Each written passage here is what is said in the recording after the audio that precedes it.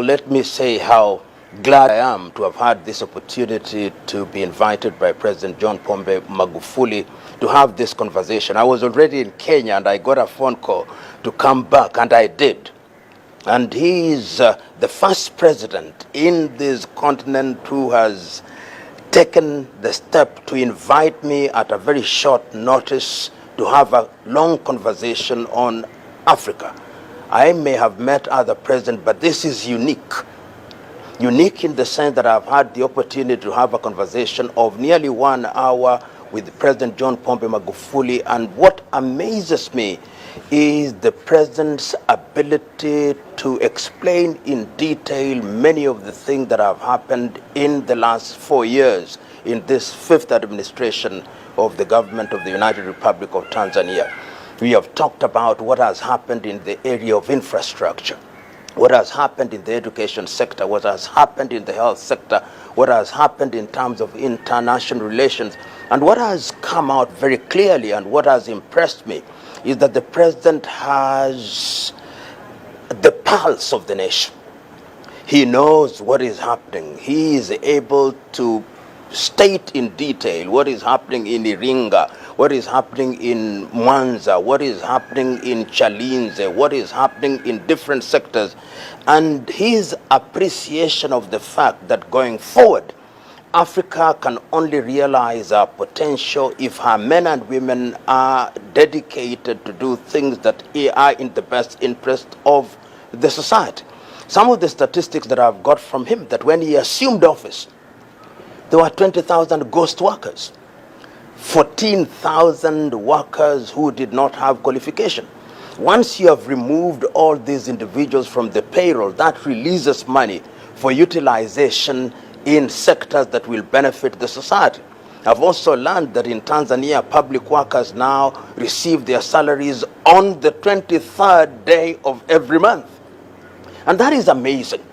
And as I've said, and I'll repeat again, when one is involved in such earth-moving changes, there'll be no shortage of people who will not see the beauty and the goodness of what is being done.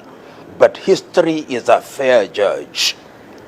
He is a judge that is able to identify the things that speak for themselves. So in the administration of President John Pombe Magufuli, what speaks for him, even if he chooses to remain silent? It is the bridges that have been built. They speak for him. It is the health facilities that have been built that speak for him. It is the increased enrollment in primary school and in universities that speak for him. It is the increment of the National Reserve that speaks for him. It is the efficiency with which funds are being utilized that speak for him. It is the discipline that now characterizes the conduct of the government of the United Republic of Tanzania that speak for him. It is the railways that are being built that speak for him. It is the improvement in the mining sector that speak for him. These things, when they speak more eloquently than words. And I am certain that that is the direction in which we should move. And there is something to be said about that administration. Focus, dedication, vision. And that is what Africa needs. That, to me, is the trick that will move Africa from the muck and mire of lamentation to the hard ground of implementation and in the improvement of the quality of people's lives. Because after all is said and done, what is the purpose of government? Purpose of government is to create an environment where people can realize their potential and to provide for them in the critical areas of health, education, and of course, to ensure that there is food and opportunities for young men and women. And I believe that President John Pombe Magufuli is thinking in that direction when he talks about the fourth industrial revolution, when he talks about robotics and internets and the use of technology and transfer of technology for the betterment of the people of Tanzania. I've had a beautiful conversation.